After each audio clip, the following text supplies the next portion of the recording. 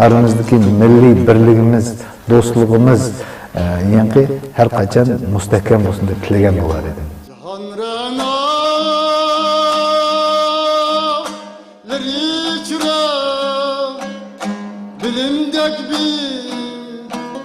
Bilimdek bir güzel yar yok.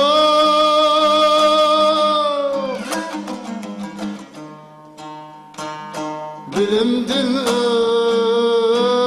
özgü tutkan yar. Uyghur Avazi yang bayi ta'kidlab o'tganimdek Qozog'iston Uyg'urlarining birdan-bir rasmiy gezdi. Bu hukumat tarafidan chiqadigan, hukumatning yangi sayisidan mang'uzdigan gezit bo'lganlikdan bizga asosiy yuklangan vazifa Qozog'istondagi xalqlar do'stligi, millatlararo razmanlik va yangi o'zimizning milliy urf-odat, adabiyot, san'at, ma'rifimizni taraqqiy etish vazifasini atqanmiz. Mana shu yo'lda xizmat qilib kelyapmiz.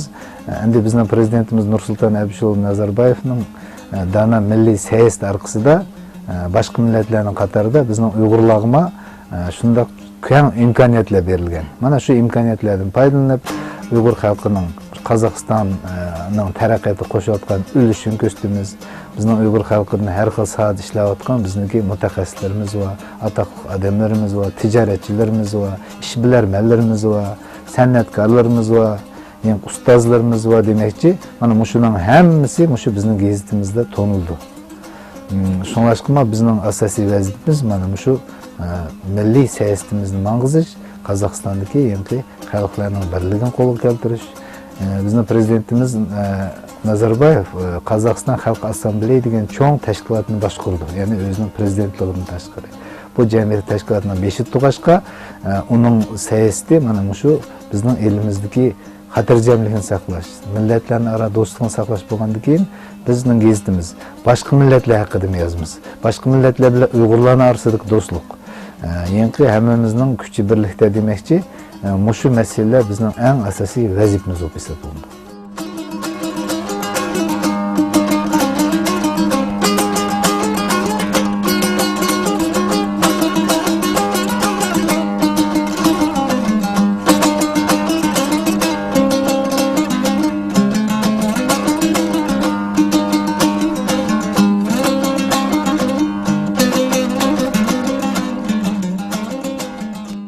Uyghur xalqininki o'zimizning ana tilimizda chiqayotgan birdan-bir rasmiy gazet bo'lg'achqa, tilimizni saqlab qolish ko'proq ko'ngil bo'lyapmiz. Undan keyin maktablarimizni saqlab qolish ko'proq ko'ngil bo'lyapmiz. Nima desam, Uyg'urlarning Uyg'ur xalq sifatida saqlanib qolish uchun birinchi navbatda tilimizni yo'qotishimiz kerak. Tilimiz bizning maktabdan boshlanadi. Ana maktablarimiz bizda shu mavjud bo'lsa, yangi bizning matbuot gazetimiz bo'ldi. Onundaki yangi teatrimiz bo'ldi demakchi. Shuning uchun hamma bizningki barliq taraqqiyotimizning asosiy huli jon tomiri shu Uyg'ur tillik maktablar. Shuning uchun biz maktablarda muallimlarni qo'llashga, ashlar qo'limizdan kelishicha ma'naviy bir yordam berishga, shularni ruhiy jihatdan qo'llashga ko'p kuch chiqamiz. Bu maqsadlarga hammasiga yetyapmiz. Shukri, hozir Qozog'istonda hech qanday o'z taraqqiyotining, milliy taraqqiyotimiz uchun chek yo'q.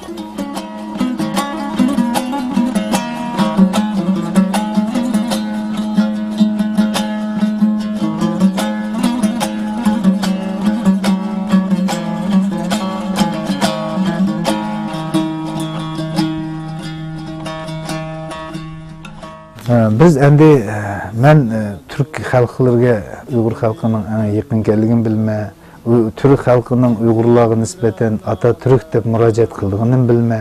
Shuning uchun shu dunyodagi turkiy xalqlar albatta bir-birlaridan inoq birlikda yashaganiga hech narsa etmaydi. Sababi bizning birligimiz orqali bizning maddiy, ma'naviy dunyomiz hammasi bir. Bizning kelib chiqishimiz bir, to'mirimiz bir bo'lganlikdan biz shuni her bir Türkiye halkının terakkiyatı, her bir milletinin terakkiyatı bağlı biz Uygurların paydası. Şunun için ben aytkan bolar edim ki, biz Türkiye halklarının birligi her kaçan müstehkem boluş gerek. Biz mesela kaygımızın ortak boluş gerek, hoşalığımızın ortak boluş gerek. Şu vaqtda bir yandan kol, bir yakıdan baş çıkarıp işilsek, hiç her bir Türkiye halkının terakkiyatını kolga alsak, umumi Türk dünyasını biz dünya tanıtış imkaniyetiga ega olamiz. Shuning uchun men aytgan bo'lar edimki, aramizda har qachon qarindoshlik rishtasi unutilmasin. Aramizdagi milliy birligimiz, do'stligimiz yangi har qachon mustahkam bo'lsin deb tilagan bo'lar edim. Va mush fursatdan foydalanib Qozog'iston Uyg'urlari nomidan butkul Türk xalqiga, dunyoda tarixda chechilib yotgan qarindoshlarimizga, barliq bizniki do'st birodarlarimizga illiq, mehribonlik, do'stlik, qarindoshlik salomini yo'llamoqchiman. Didim için korkmazsa, didi Tanrım bu, didim yanıcı, didi halkım bu, didim yanı yok mu, didi rahim var, didim müşkran mı sen, bu didi yok ya.